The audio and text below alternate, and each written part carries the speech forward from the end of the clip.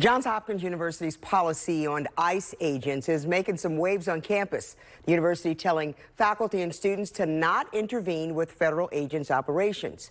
But students tonight are calling this a dangerous precedent. WMAR 2 News' Raven Payne is here now. Raven, university saying anything about the student body's response to this memo? Yeah, Kelly, a university spokesperson says the memo is to protect staff from possible felony charges from interfering with ICE. But students speaking tonight say they feel unsafe, urging Johns Hopkins to become a sanctuary campus.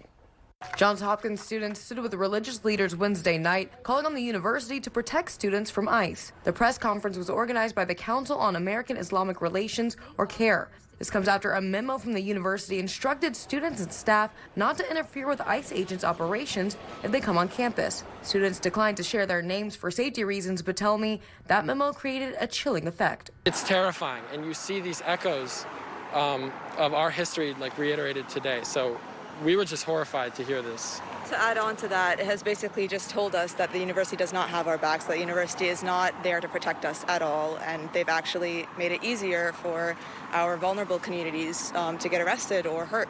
However, university spokesperson says, quote, the federal government has stated it intends to enforce criminal laws regarding interference with federal officials, which could include felony charges, and we want affiliates to avoid the potential risk of individual federal criminal prosecution. A Johns Hopkins staff member who declined to share his name calls on our state legislators to get involved and bar universities from sharing students' personal data with federal agents without a judicial warrant. I call on Governor Moore, on all Maryland legislators, on President Ron Daniels, protect our students. Yes. Protect their liberty. Yes. Protect their privacy. Yes.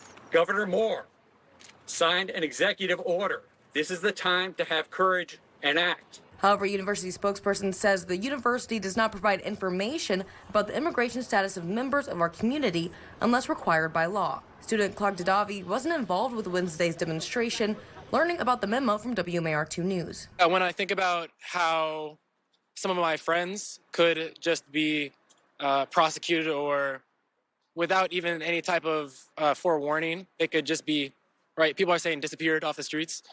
That's really scary for me, especially since I have a lot of friends that aren't originally from the U.S. But after some more thought, he wanted to give another interview, looking at the situation from the university's perspective. I'm sure it's a rock and a hard place. We can't completely blame Hopkins for not wanting to interfere, but we also need them to kind of step up in that situation. Another student left a lasting message for university staff.